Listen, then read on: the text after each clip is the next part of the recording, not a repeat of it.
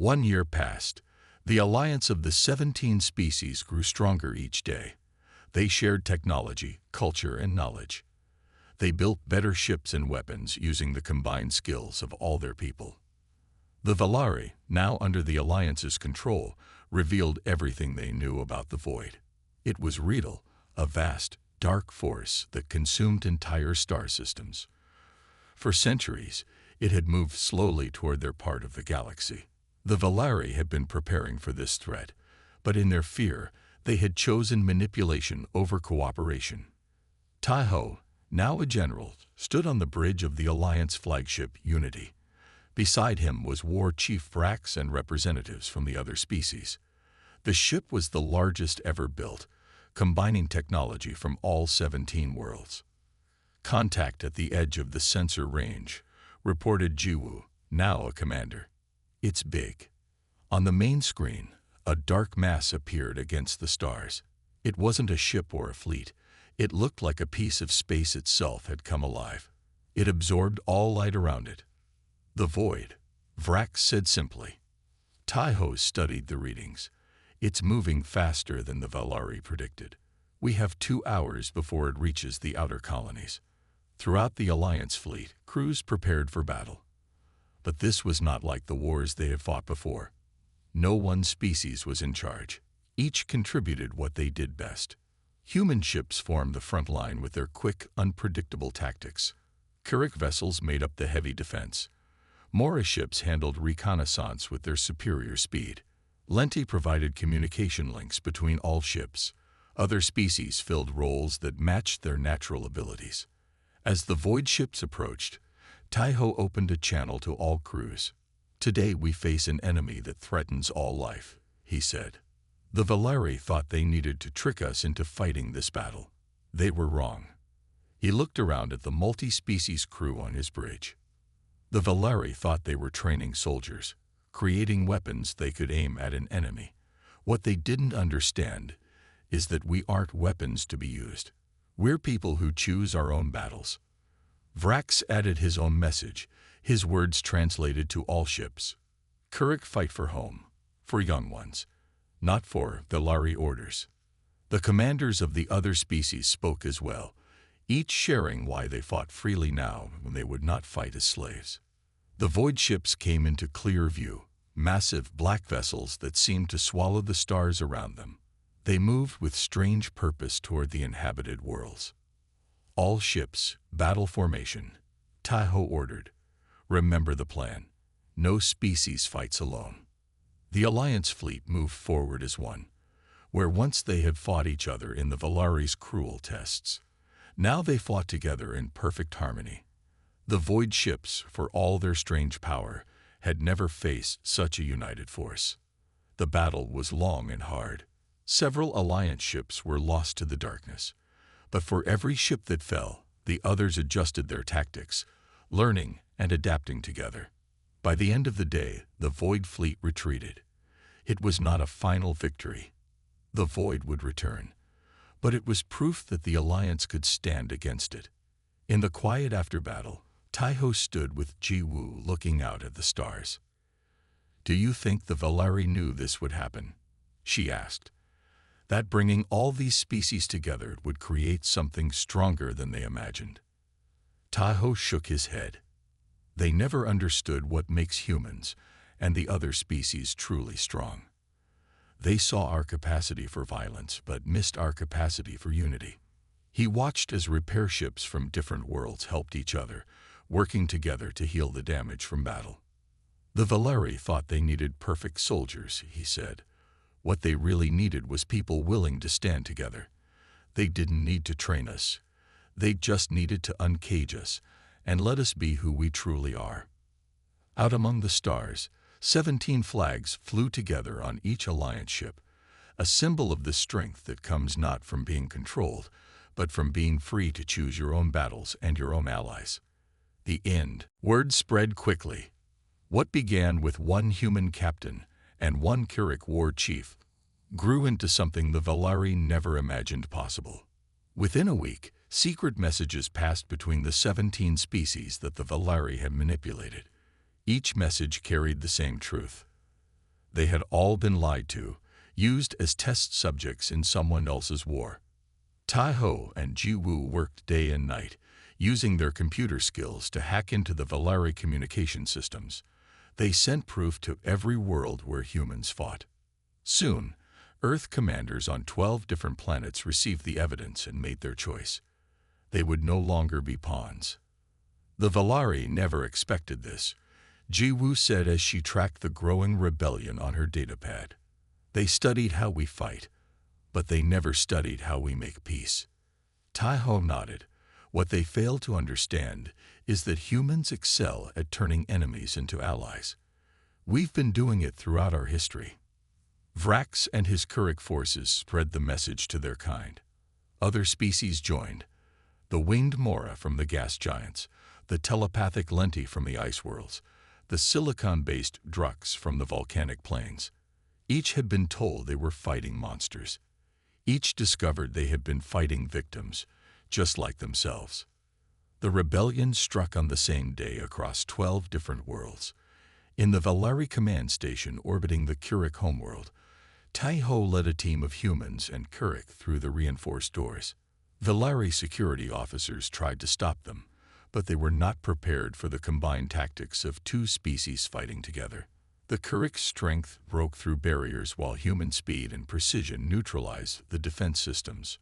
In the command center, they found Nexer staring at the screens in disbelief. Reports were coming in from everywhere. Valari forces were being overwhelmed by their former test subjects, who were now working together. "This isn't possible," Nexer said when he saw Tai-Ho. "The 17 species can't cooperate. Our models showed a 99% probability of continued conflict." "Your models were wrong," Tai-Ho replied, his weapon trained on the Valari commander. "You studied how we fight. You never studied how we build trust." Nexer's black eyes showed genuine fear. "You don't understand what you're doing. The void is real. It's coming. We needed soldiers who could fight it." "Then you should have asked," Tai-Ho said.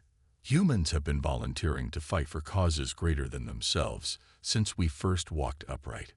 You didn't need to cage us. You didn't need to lie." Ji-Woo worked at the main computer, downloading the Valari's complete records. "I've got it, Captain. Everything. Their research, their star maps, their weapons designs, and the truth about the void." Vrax's massive form filled the doorway as he entered. All command centers taken. No more Valari resistance. The speed of the rebellion stunned everyone. The Valari had built their entire strategy on keeping the 17 species separate and distrustful of each other. Once that wall broke, their control crumbled. "What now, human?" Vrax asked Tai-Ho. "Now we learn the whole truth, and we decide for ourselves if this void is worth fighting." 1 month later, representatives from all 17 species gathered on a neutral world. They met in a great hall built by the combined efforts of their different cultures. Humans provided the design. Kurik supplied the materials, Mora created the light systems, and Lenti established translation services. Tai-Ho stood at the center of the hall. Around him sat beings from worlds scattered across the galaxy. None had known of the other's existence until now. "For too long, we fought each other while the Valari watched and took notes," he said. "They thought they were training soldiers for their war. They were wrong." He looked around at the gathered representatives. "They didn't train us. They uncaged us. And now we stand together, not as their weapons, but as free peoples making our own choice." The alliance that the Valari thought impossible was now reality. The 17 species began planning for the future, and for the threat that might still be coming from the darkest parts of space. "Captain, the other teams are asking what's going on." Ji-Woo's voice crackled over the comm. "Lieutenant Kang is already placing charges in the west sector." "Tell him to stop," Tai-Ho ordered. "Call everyone back. We've been missiled about this mission." The Kurik historian watched them with its large compound eyes. It tapped on its translation device again.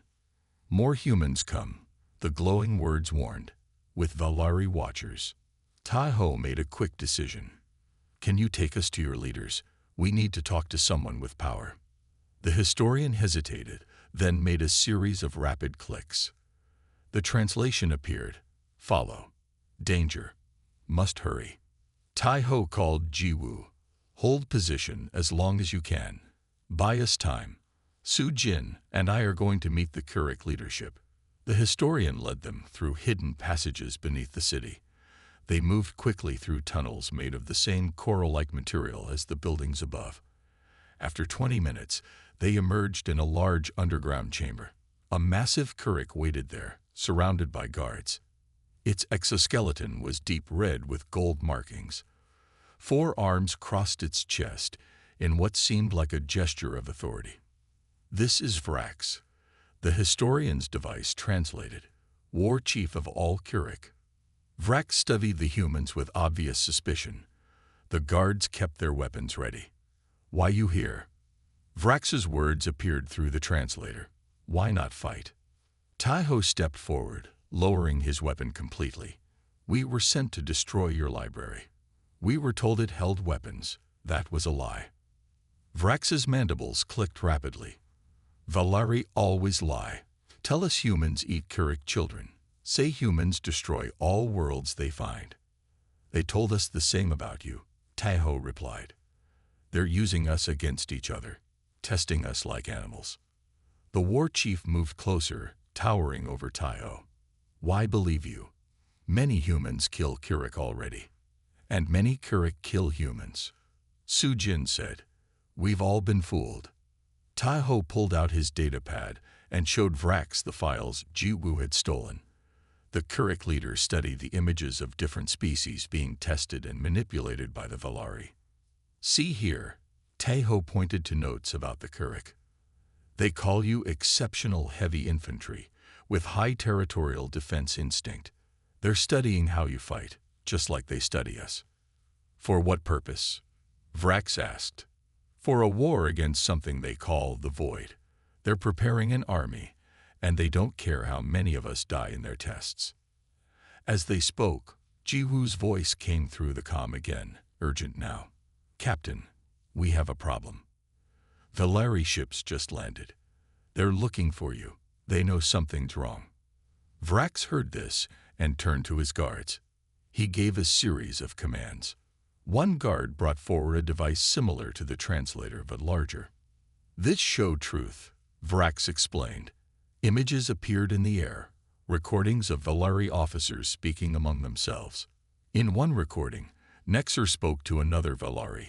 The humans exceed expectations. Their aggression levels are perfect for the front lines against the Void. We'll need most of them for the first wave. Another recording showed a Valari scientist. The Keurig territorial instinct makes them perfect for holding ground. Combined with human shock troops, we finally have the army we need. Tai-Ho felt cold anger rising in him.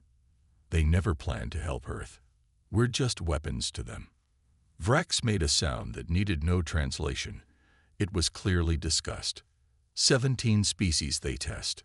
All fight each other. Never know a real enemy. But now we do, Tai-Ho said, an idea forming. And maybe that changes everything. He looked at the Keurig war chief. What if we stop fighting each other? What if all 17 species united against the Valari instead? Vrax's mandibles clicked slowly as he considered this. Dangerous. Valari have better ships, better weapons. But they don't have our numbers, Tai-Ho countered. And they don't expect us to work together. That's the one thing they never tested for. Outside, explosions shook the ground. The Valari were attacking, looking for the humans who had gone off mission. Vrax stood tall, his decision made. Keurig fight with humans. Against Valari lies. It was the beginning of the strangest alliance in galactic history. 3 massive Valari ships carried the human forces toward the Keurig homeworld. Through the viewport, Tai-Ho saw a planet with blue oceans and green-brown land.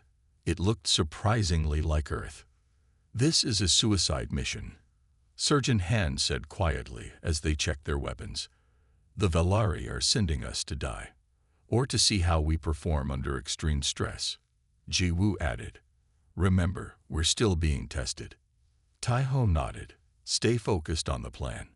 When the fighting starts, Sujin and I will break away from the main group. The rest of you create a distraction if needed. The mission briefing had been clear. Human forces would drop into the Kirik capital city. Their target was a research facility that supposedly held weapons that could destroy entire planets. They were to destroy it at all costs. As the ships entered the planet's atmosphere, Nexer approached Tahoe. Your troops have exceeded expectations, Captain, the Valari said. High Command is watching this mission closely. Are they? Tahoe kept his face blank. Tell me something, Nexer. What is the void? The Valari froze. For the first time, Tahoe saw real emotion on his face. Fear. Where did you hear that name? Nexer asked, his voice low. Does it matter? What are you really preparing us for? Before Nexer could answer, the ship shook violently. They were under attack. The moment passed, and Nexer moved away to coordinate the landing. The drop into the Kirik city was chaos. Anti-aircraft fire hit one of the human transports, sending it spinning into a tall building. The other ships landed under heavy fire. Taiho led his team through streets made of a strange, coral-like material. The buildings were tall and twisted, unlike anything on Earth. Kirik warriors defended their city fiercely. The research facility should be ahead, Jiwoo said, checking her map. They fought their way forward, street by street. The humans moved with practiced skill, covering each other and advancing steadily. Even with their better weapons and training, they lost soldiers with each block they took. Finally, they reached the target building. It was smaller than Tahoe had expected, with no obvious defenses. Sujin, with me, Taiho ordered. The rest of you secure the perimeter. Inside, Taiho and Sujin moved carefully through empty halls. There were no guards, no scientists, nothing that suggested weapons research. Something's wrong, Sujin whispered. This doesn't look like a weapons lab. They entered a large central room. Instead of weapons, they found shelves of glowing crystals. Each crystal contained swirling images and symbols. A Kirik stood by one of the shelves. It was smaller than the warriors they had fought, with lighter coloring. When it saw them, it raised its upper arms slowly, not in threat, but in what seemed like greeting. Hold your fire, Taiho said, lowering his weapon slightly. The Kirik made a series of clicks and whistles. Sujin stepped forward, listening carefully. I think it's trying to communicate, she said. She attempted to repeat some of the sounds she had learned. The Kirik's reaction was immediate. It moved to a crystal and placed it in a device on the wall. Light filled the room, and a crude translation appeared in the air. Not weapons. The words read, knowledge, history, art. Taiho looked around with new understanding. This isn't a weapons facility. It's a library. The Kirik added more words to the floating translation. Valari lie. Say humans monsters. Say humans kill all Kirik. Sujin continued trying to communicate. Slowly, the Kirik explained that it was a historian.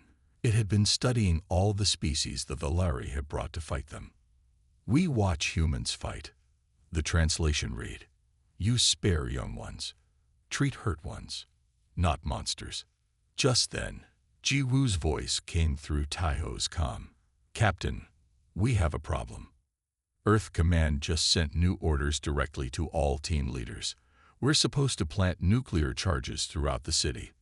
They'd want us to destroy everything. Taiho looked at the Kirik historian, who seemed to sense his conflict. The Valari want us to destroy your culture, Taiho said slowly. Why? The historian's answer appeared in glowing letters. So we never learn truth, never unite against real enemy. In that moment, Taiho made his decision. He would not be the Valari's weapon. He would not destroy innocent lives for someone else's war. Jiwoo, he said into his comm, tell everyone to hold position. Do not plant those charges. I'm aborting the mission. After the battle, Taiho found Ji-woo repairing her armor in the quiet corner of the camp. "We need to talk," he said softly, "about what you found in the Valari Command Center." Ji-woo looked around to make sure no one was listening. "Not here. Meet me at the South Ridge in 1 hour." The South Ridge overlooked the valley where they had fought. When Taeho arrived, Ji-woo was already there. She held her data pad tightly. "What I found doesn't make sense," she said.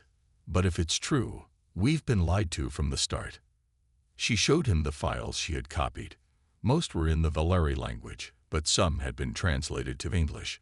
One document caught Taeho's eye immediately. It mentioned test subjects and combat trials. According to these files, Ji-woo explained, there is no Keurig Empire. At least, not the way the Valari described it. Taeho stared at her.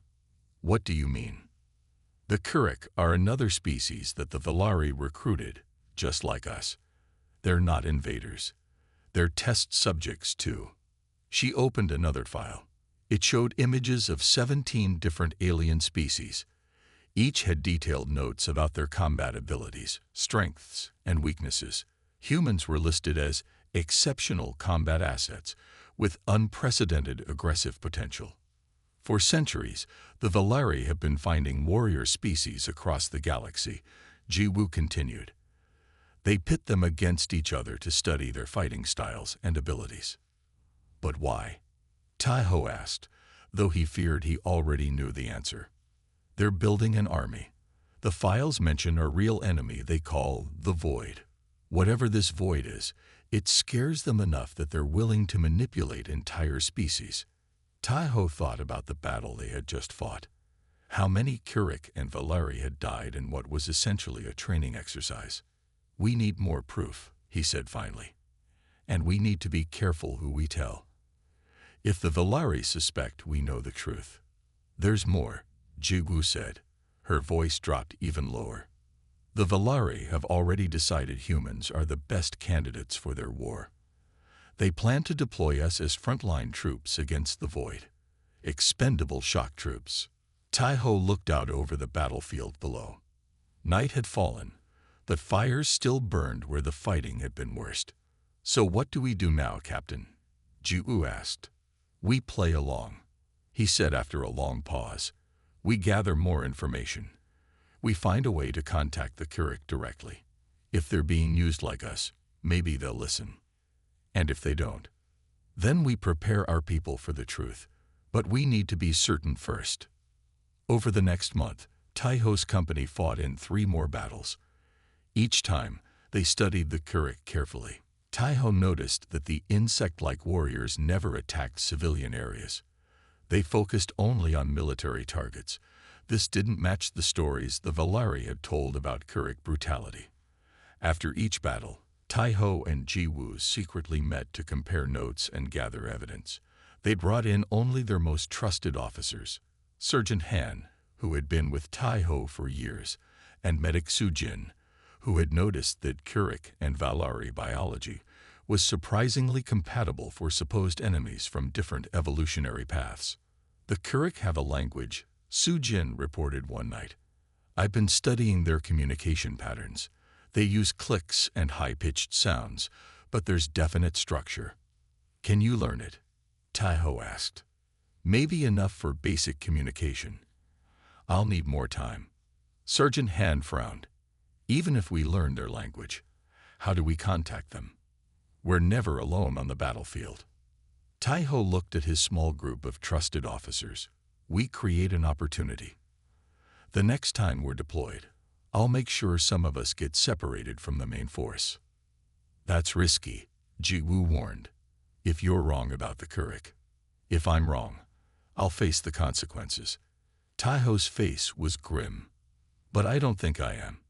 The Valari have been playing a dangerous game with all of us. It's time we change the rules."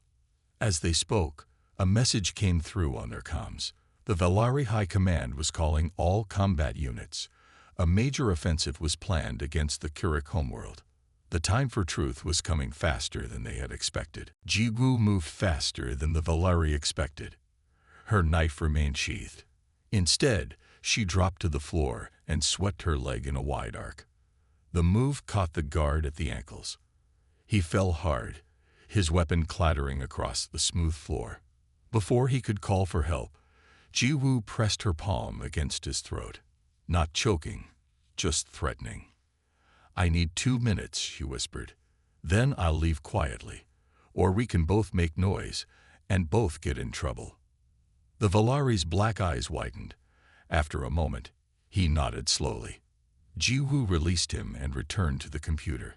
Her hands moved quickly, copying the last files she needed. The guard watched silently. When she finished, she nodded to him and slipped out the door. He did not raise the alarm. 2 days later, 3 transport ships carried Taiho's company to their first real battle. A border world called Mantis was under attack by Keurig forces. The planet was mostly jungle, hot and wet.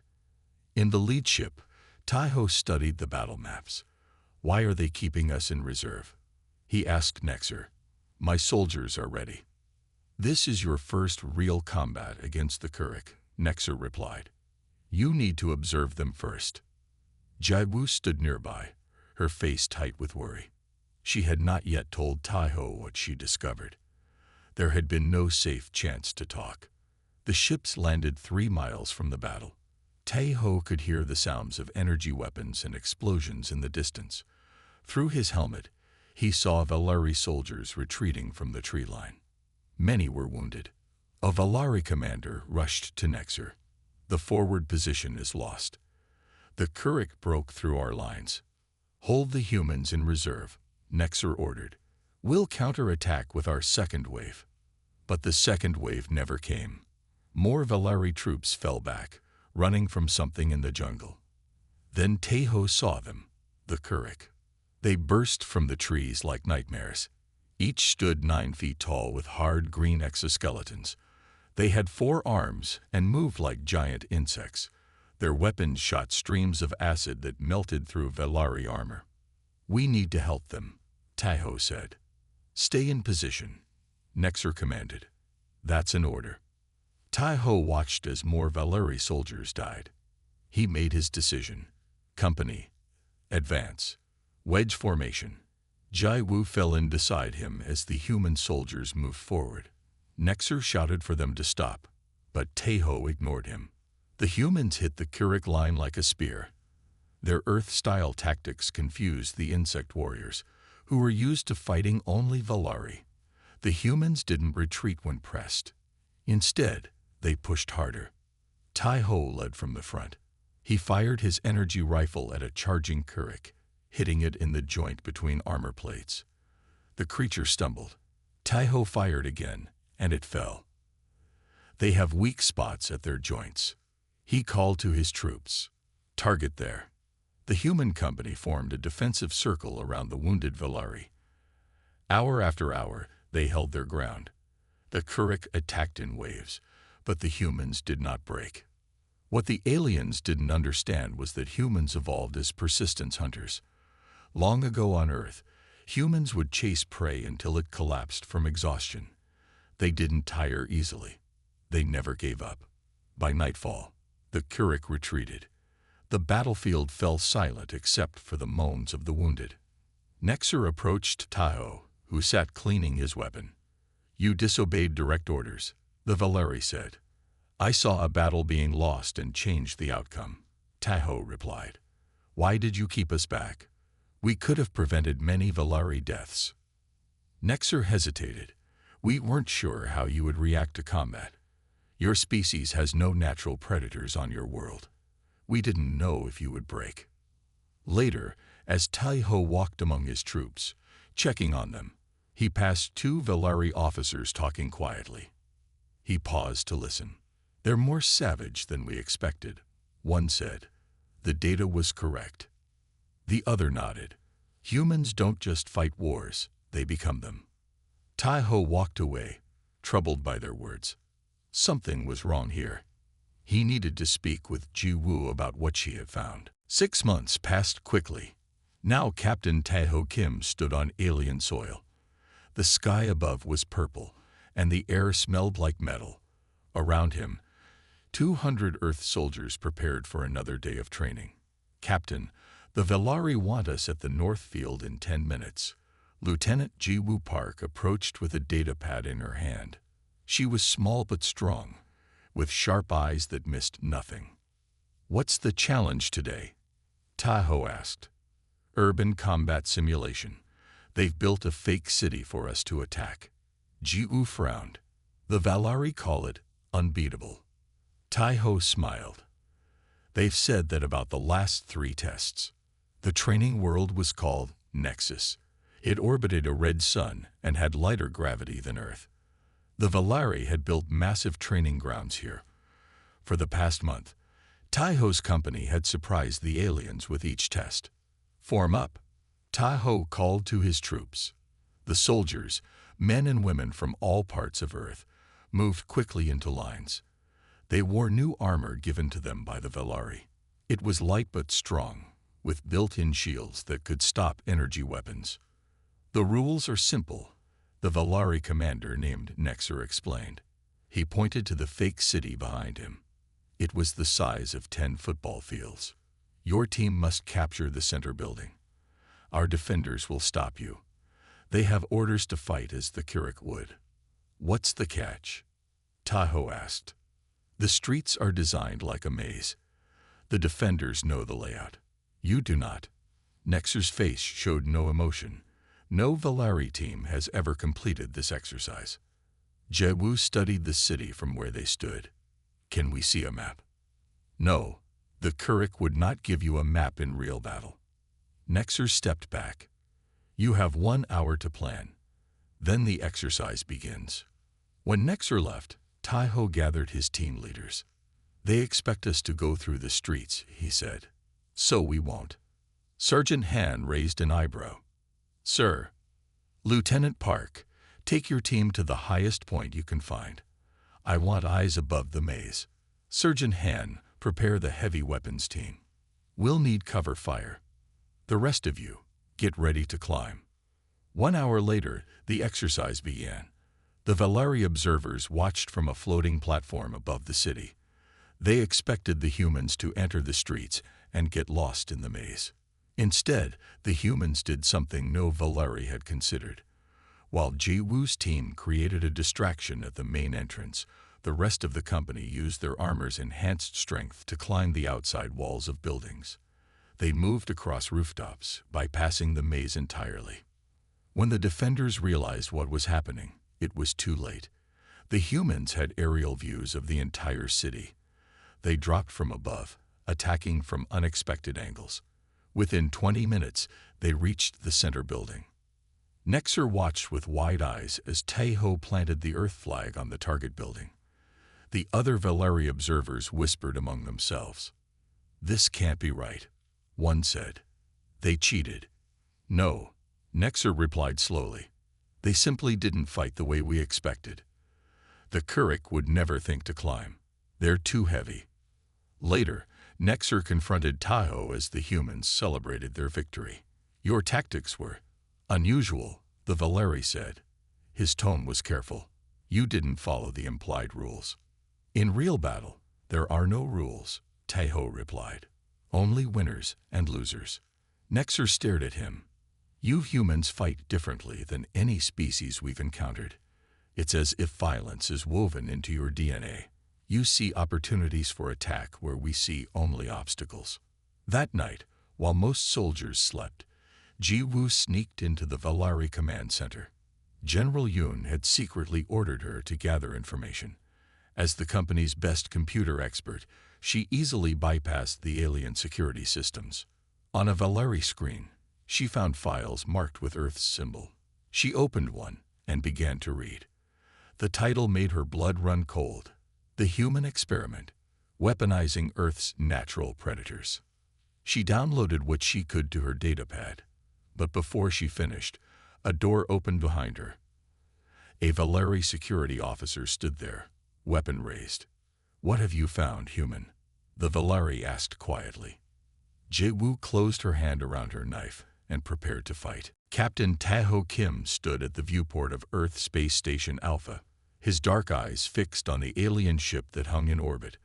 The vessel was sleek and silver, twice the size of Earth's largest battleship. It had been there for 3 days. Still watching them, Captain. General Yoon stepped beside him. Yes, sir. Tahoe did not look away from the window. Something about them doesn't feel right. The Valari had come with friendly words. They offered technology and alliance. Their ship could travel faster than light. They had medicines that could cure cancer. They'd promised to share it all. In return, they asked for only one thing. Soldiers. The president wants you at the meeting today, General Yoon said. The Valari asked for our best military minds. Tahoe nodded. He had expected this. When do we leave? 1 hour. Wear your formal uniform. The meeting room on the Valari ship gleamed with soft blue light. 6 humans sat on one side of a long table. Across from them sat 4 Valari. Tahoe studied the aliens carefully. They stood 7 feet tall with pale blue skin that seemed to shimmer. Their 6-fingered hands moved with fluid grace. Their faces were almost human, except for the large black eyes that never seemed to blink. "We are honored by your presence," said the lead Valari. His name was Kelver. His voice was deep and smooth. "For centuries, the Kurik Empire has pushed us back. They take our worlds. They kill our people. We fight, but we are not warriors by nature." "And you think humans are?" asked President Lee. "We have observed your planet for 50 years, Kelver said. "Your people fight with a special quality. You adapt quickly. You never surrender. Even when outmatched, humans find ways to win." Tahoe watched Kelver's hands. They twitched slightly when he mentioned observing Earth. A small detail, but Tahoe noticed. Was he lying? Or just nervous? "The Kurik are brutal," continued another Valari named Nexer. "They are insect-like beings with natural armor and acid weapons. They feel no pain. They show no mercy." Images appeared above the table. Massive bug-like creatures swarmed across a battlefield. They tore through blue-skinned Valari soldiers with ease. "With your help," Kelver said, "we can end this war. We offer our technology freely. Faster than light travel. Clean energy. Medical advances that will save millions of your people." President Lee nodded. "And in exchange, we send our soldiers to die in your war." "To fight for peace," Kelver corrected. "And not all humans. Just volunteers. A few thousand of your best." The meeting continued for hours. The Valari showed more images, battle plans, star maps, technology demonstrations. It was impressive. But something kept bothering Tahoe. The timing seemed too perfect. The Valari spoke of a centuries-long war, yet they arrived just when Earth had developed global space defenses. And why did they need human soldiers when their technology was so advanced? After the meeting, Tahoe pulled General Yoon aside. "Sir, I have concerns," he said quietly. "Their story has holes. Why would they need us if they've been fighting for centuries? Why not just give us their weapons technology and let us build our own army?" General Yoon's face hardened. "The decision has already been made, Captain. The president signed the agreement an hour ago." Before the meeting even ended, Tahoe couldn't hide his shock. "This alliance will advance Earth technology by 200 years, General Yoon said. "Cancer will be cured. Energy problem solved. The politicians won't pass that up. And the cost? 10,000 volunteers for their war effort. You will lead the first company, Captain Kim." Tahoe felt cold. "So I'm not here as an advisor. I'm here as a recruit." "You're here because you're the best," General Yoon said. "And because I trust you to keep your eyes open. If something is wrong with our new allies, I need someone who will notice." Tahoe looked back at the meeting room.